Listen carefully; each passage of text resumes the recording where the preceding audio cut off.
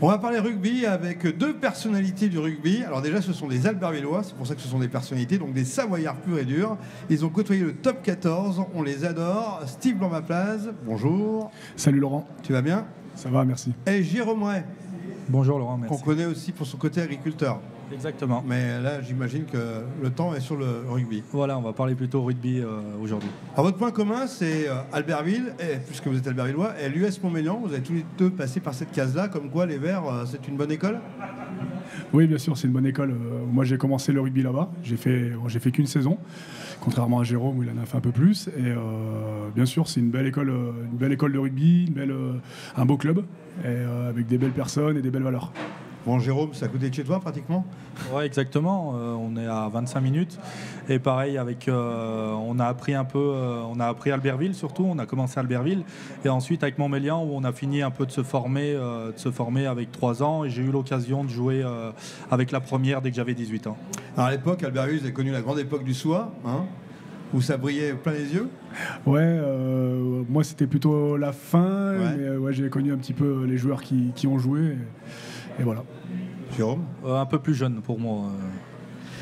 Ensemble, on va parler un peu de votre carrière, parce que vous êtes des référents, vous êtes des références pour les jeunes d'aujourd'hui. Donc, savoir comment vous êtes venu cette passion du rugby, et puis comment vous avez grimpé les échelles pour arriver au top 14, l'un comme l'autre. Alors pour ma part, j'ai commencé à aimer le rugby en regardant la télé, en regardant le tournoi Destination, les Coupes du Monde. Ouais, c'est un sport que j'ai tout de suite aimé, j'ai été tout de suite attiré parce que le ballon est différent des autres, voilà, c'est particulier. Et puis voilà, donc j'ai commencé à Montmélian. J'avais fait une petite saison avant avec des amis à Éton parce que j'habitais là-bas. Ensuite, j'ai fait Montmélian, Albertville, Chambéry. Chambéry où j'ai gravi les échelons, à jouer en Fédéral 1, Fédéral 2. En plus, on est remonté en Fédéral 1. Et ensuite, je suis parti du côté de Vannes, en Bretagne, pour faire ma première saison en Pro D2 à l'âge de 27 ans. Et je suis revenu la saison d'après, ici, au pied de nos montagnes, à Grenoble, où j'ai connu le top 14. Jérôme, pour toi? Pour moi, on part du début. J'ai commencé petit parce que voilà, mes parents, j'avais essayé plein de sports, le ski, la boxe, le foot, mais non, rien ne m'avait plu. Donc un jour, on m'a dit viens essayer à Albertville, au SOA. Et ça a bien marché. Donc j'ai fait 6 années à Albertville. Ensuite, je voulais monter un peu plus de niveau. Donc je suis parti 3 ans à Montmélian. Ensuite, je voulais encore un peu plus gravir, donc je suis parti à Bourgoin-Jallieu, où j'ai fait 3 ans en espoir, dont 2 années espoir et 1 année pro où Bourgoin était en Pro D2. Malheureusement, j'étais jeune, le club se casse la figure, et quand on est jeune et pas de contact, vous redescendez aussi. Donc je me rapproche de chez moi, donc Chambéry, où j'ai fait 2 années. 2 années, et ensuite parti à Grenoble, 2 années en Pro D2, et là actuellement à Lyon en top 14. Alors qu'est-ce qui fait votre point commun, et qu'est-ce qui fait que vous avez eu cette pugnacité de monter les échelons et d'arriver en top 14? C'est un concours de circonstances, mais aussi de la volonté, j'imagine? On va commencer pour moi. Je pense c'est un trait de caractère. On n'arrive pas au niveau si on n'a pas de caractère. Je pense que pour y arriver, c'est comme dans tout, il faut se donner à fond. On ne pensait pas, je pense pour Steve, il parlera après, mais pour moi quand j'étais jeune, je préférais mieux jouer avec les copains, on ne pensait pas à plus haut, mais sauf qu'on écoutait les éducateurs, on écoutait un peu tout, et en fait on s'est servi de tout ça pour être, on va dire, un peu le meilleur, gagner nos duels, et voilà, pour moi c'est ce qui a un peu marché, donc voilà. Steve? Ouais, pour ma part, c'est un peu similaire. Et puis j'ai toujours eu dans le coin de la tête d'essayer de réussir, d'essayer de jouer le plus haut niveau. Parce que forcément, quand on est gamin, on regarde la télé. Moi, c'est comme ça que j'ai aimé le rugby. Voilà, c'est essayer d'atteindre l'équipe de France, comme tout gamin rêve de ça. Et voilà, c'est tout beaucoup de caractère, beaucoup d'envie, beaucoup d'énergie. Alors c'est pas toujours tout rose, mais voilà, ça s'est fait. Et aujourd'hui, j'en suis super content.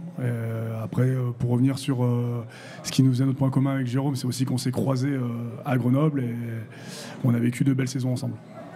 Alors tenir, aujourd'hui vous êtes au top de votre carrière, on peut dire ça comme ça, vous avez encore beaucoup de mou devant vous. Comment on construit sa carrière quand on est déjà un des leaders? Construire, je pense que maintenant on va arriver, on va pas dire qu'on y a, voilà, on peut dire qu'on est arrivé, on a monté pas mal d'échelons. Ça reste encore de la marge à arriver. Maintenant, une fois qu'on y est, il faut y rester. Parce que dans le sport, on est vite en haut, mais vite en bas, donc il faut rester les pieds sur terre. Et pour ma part, je pense qu'il ne faut pas se perdre. Il faut rester nous-mêmes et pas oublier d'où on vient. Donc c'est les copains, la famille qui nous tient pour rester au meilleur niveau. Steve? Ouais, c'est pareil pour moi. Je pense que j'ai eu la chance de croiser des entraîneurs qui nous ont surtout appris l'humilité. Et ça, dans ce sport, c'est ce qu'il faut, je pense, comme première qualité. Parce que, comme il dit Jérôme, au moindre faux pas, tu redescends. Et voilà, donc il faut beaucoup d'exigence, beaucoup d'humilité pour rester au haut niveau. Voilà, comme il dit, on n'est jamais arrivé. Il faut beaucoup de travail pour perdurer. Parce que je pense que c'est ça le plus important. Alors, le jeu a évolué, la technicité aussi a évolué. On a eu les écoles de rugby. Aujourd'hui, il y a un gros potentiel pour ces jeunes. Votre regard sur la jeunesse d'aujourd'hui et sur le devenir de rugby? Déjà, tout d'abord, ça fait plaisir. J'avais jamais pris le temps d'aller voir les terrains le mercredi après-midi ou le samedi. Maintenant que je suis venu papa, je vois ce que c'est être parent. Donc, je suis retour au bord des stades. Et ouais, c'est une plaisante à aller voir tous ces jeunes qui veulent courir, qui veulent toucher du ballon et les inciter par notre parcours partout pour qu'ils puissent y arriver, quoi. Par rapport à ça, oui, le rugby a largement évolué contrairement à nous. Nous, c'était beaucoup dans l'affrontement, beaucoup dans le gain des collisions, etc. Maintenant, c'est quand même beaucoup plus un jeu d'évitement et c'est quand même plus agréable à regarder. Les jeunes prennent beaucoup de plaisir. Notamment à Grenoble, on a beaucoup de jeunes qui montent avec nous pour s'entraîner, des espoirs. Et voilà, on voit que c'est des gamins qui cherchent plutôt les espaces, qui cherchent à jouer au rugby plutôt qu'être dans l'affrontement et à foncer dans le mur comme des bœufs. Avant de parler du rugby 2023 avec la Coupe du Monde, j'aimerais qu'on revienne un petit peu sur votre carrière du moment. Comment ça se passe du côté des Loups? Du Loup, on va dire que là, on est 5e au championnat. On a fait une belle prestation à Brive. À la maison, on s'est fait un peu avoir contre La Rochelle. Et on repart samedi pour regagner des points au Racing. Steve? Et pour moi, à Grenoble, ça se passe plutôt bien. On fait un bon début de saison. On a eu un mauvais résultat à l'extérieur le week-end dernier, mais on fait un bon début de saison avec une bonne préparation, des bons matchs amicaux et les 2 premiers matchs de championnat gagnés. Donc on est sur une bonne dynamique et voilà, on travaille dur pour perdurer. Alors un petit jugement sur notre équipe de France pour 2023? Bon, on va dire un petit peu plus particulier parce que j'y pense un peu. J'ai eu la chance d'y aller pour les 6 nations, à être partie des 42 joueurs. Et on va dire c'est un peu de mon coin de la tête de pouvoir y participer. Je sais ce que le boulot qui me reste à faire, là, faire la tournée d'automne. Si je fais un championnat correct et très bien, voilà, j'ai peut-être quelque chose à faire en 3e pilier gauche. Steve? Un prono... on voit que ça a quand même changé. L'équipe de France, maintenant, c'est quand même du gros calibre. Ils savent où ils veulent aller et je pense qu'ils ne seront pas loin du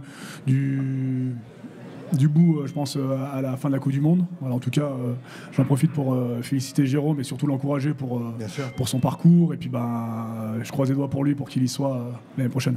Alors, est-ce que cette Coupe du Monde donne encore plus d'engouement au niveau de vos clubs en tant que pro, comme au niveau de la jeunesse que vous côtoyez dans les écoles?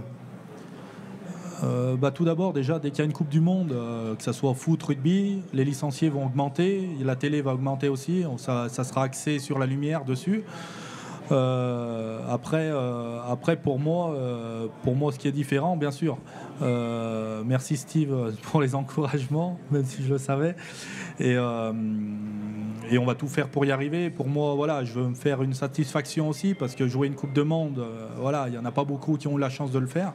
Et puis d'un côté, voilà, on reparle un peu du pays savoyard et j'ai envie de faire des racines. Steve l'a fait devant moi.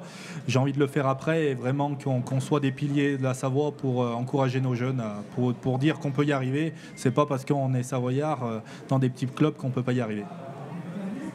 Et pour ajouter par rapport à ça, le rugby avait vraiment évolué et forcément que la Coupe du Monde va avoir un impact sur les licenciés, ça va donner envie à un peu plus de jeunes. On voit que tout le travail qui a été fait par France Rugby, notamment l'équipe de Fabien Galtier, voilà, qui développe énormément le rugby sur plusieurs aspects. Et je sais que tous les clubs maintenant travaillent dans ce sens-là, donc ça va avoir une répercussion énorme sur tout ce qui est école de rugby, équipe jeune. Donc ça c'est important, ça va donner un nouvel élan en rugby qui est beaucoup plus agréable à regarder, beaucoup plus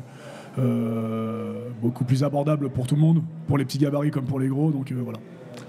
Les jeunes viennent vers vous en disant tiens, un autographe, Jérôme, un autographe, Steve. Qu'est-ce que vous ressentez finalement? Parce que pour certains, vous êtes des super-héros. Pour vous, c'est un engagement d'une vie quasiment. Ouais, bien sûr. Après, ça a beaucoup changé parce que quand on était gamin, il n'y a pas si longtemps que ça, quand on regarde, on voyait des joueurs, ouais, on était en admiration. Et maintenant, on est passé de l'autre côté. C'est nous. Mais pour nous, on n'a pas changé en fait. Donc, c'est un plaisir de mettre un sourire à un jeune, à des parents. Des fois, les gens pas trop timides, ils nous demandent 2-3 conseils. Donc voilà, c'est plaisant. Et ce qu'on veut, c'est qu'ils y arrivent avec le plaisir et tout donner dans leur sport, mais que ça leur apprenne dans la vie aussi. Votre carrière est utile pour les autres finalement? Et pour ces jeunes? Ouais, je pense, parce qu'on a tous les deux, on a eu un parcours assez particulier où on n'est pas passé par les centres de formation. Et ça donne beaucoup d'espoir, ça. Ouais, je pense. On voit que voilà, peu importe le parcours, on peut y arriver. Il y a plein d'exemples, notamment Gabin Villière en équipe de France. Maintenant, c'est monnaie courante. On va dire qu'il y a beaucoup de jeunes qui ne passent pas par des centres de formation et qui, derrière, réussissent à faire leur petit bonhomme de chemin. Donc, bien sûr que nous, on est super contents. On est super fiers de ça. Et on peut que encourager les jeunes à croire en eux parce que c'est le plus important déjà. Et puis après, prendre beaucoup de plaisir. Allez, il y a un peu de vécu maintenant. Si on devait garder un big souvenir de votre carrière, chacun d'entre vous, qu'est-ce que vous diriez? Jérôme, tic-tac, tic-tac. Tic-tac, il y en a plein, hein, on va dire. Avant tout, ce qui ressort, c'est les copains. Sincèrement, les copains où on peut passer, si on fait un peu une échelle, un copain commun, Florian Pernet, où on s'est retrouvé à 2-3 à l'entraînement. Et c'est comme ça qu'on a pu peut-être y arriver. Donc à 3 à l'entraînement, il fallait quand même s'entraîner. Ensuite, à Montmélian, où j'ai pu faire la finale en balandrade, qu'on a perdu malheureusement à Nantes. Et puis après, encore des copains à Bourgoin, à Chambéry avec Aurélien Hazard, Cyril Lafuy, Steve était déjà parti. Et puis encore une fois à Grenoble, ce qui est encore marqué pour y arriver en haut, c'est les copains. Donc voilà, Laurent Boucher, notre ami, William Demotte, Steve, où on peut dire on avait un noyau et on ne peut pas y arriver tout seul et on a besoin de nos collègues pour pouvoir y arriver quand même. Steve ? Ouais, comme il dit, c'est les rencontres qui sont très importantes, je pense. Je pense qu'à la fin de ma carrière, c'est peut-être ça que je vais retenir le plus. Après, des gros moments, j'en ai vécu des énormes avec Chambéry. Les matchs aussi en top 14, c'est des super souvenirs, même si voilà, la saison n'était pas aboutie pour moi, mais ça reste quand même des super souvenirs. Et puis, même encore maintenant, voilà, j'essaie de savourer chaque match parce que je suis plus proche de la fin que Jérôme, mais bon, j'en ai encore sous la pédale. Donc voilà. Justement, comment on anticipe cet après cage joueur, quoi, au niveau où vous êtes? J'imagine qu'on pense déjà à la deuxième carrière. Alors, peut-être pour Jérôme, c'est l'agriculture, le retour à la case. Pour moi, ouais, c'est plus simple. C'est que depuis tout jeune, j'ai pu lier les deux. Donc voilà, j'ai une entreprise solide. Après, je ne sais pas si je vais faire ça toute ma vie aussi. Le moment change. Je ne sais pas si le corps pourra suivre aussi, parce que pour l'instant, on est en pleine santé. Mais quand on aura du mal à se lever, on sera tout rouillé. On ne sait pas ce qu'on fera aussi. Mais voilà, je vois un peu plus loin déjà. Et voilà, je laisse la parole. Ouais, pour ma part, c'est pas forcément évident parce que j'ai fait ça. Enfin, j'ai beaucoup de sacrifices pour en arriver là. Et j'avoue que j'ai pas énormément d'idées pour l'instant pour l'après-rugby. Tu vis le temps présent. Tu vis le temps présent ? Ouais, complètement. J'ai toujours un peu fonctionné comme ça.